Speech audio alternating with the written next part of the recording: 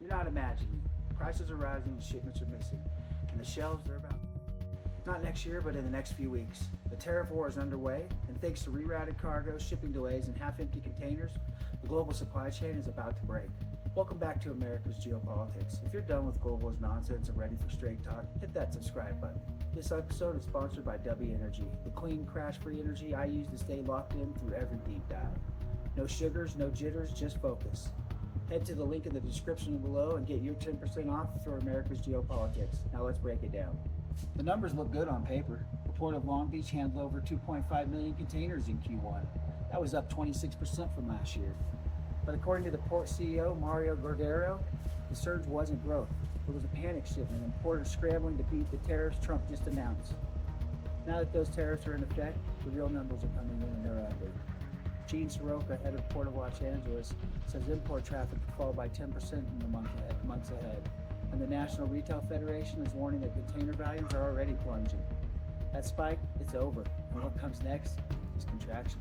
Many of the ships that were supposed to head toward the U.S. in March and April, they never left dock. Others, they set sail only half full. Why? Because exporters didn't know how to price their goods under the new tariff regime. And U.S. buyers hit the brakes, afraid of what the added cost would mean on arrival.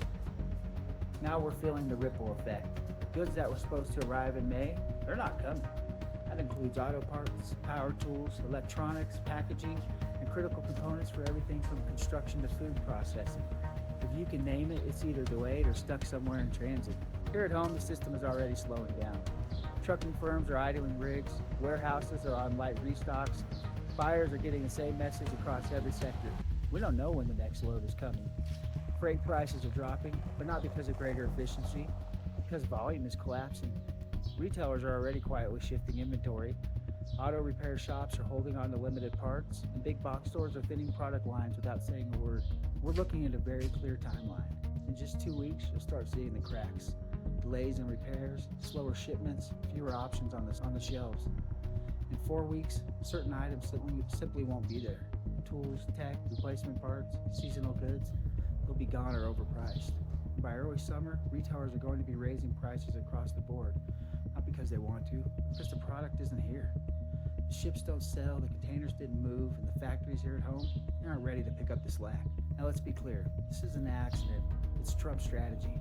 Trump's trade policy is built around forced decoupling, break the supply chain, create pain, drive the shift back to American manufacturing.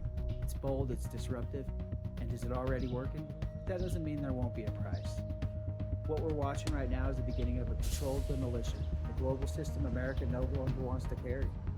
If it works, we come out stronger. If it doesn't, we could be looking at shortages, inflation, and panic buying by July. Let me know what you think. Is this the price of independence or a mistake we're going to regret? If you want to stay sharp while the rest of the world scrambles, grab W Energy. I use it every single day. It keeps me focused and the headlines don't stop. Check out the link in the description below and get your 10% off. Don't forget to like, share, and subscribe to America's Geopolitics.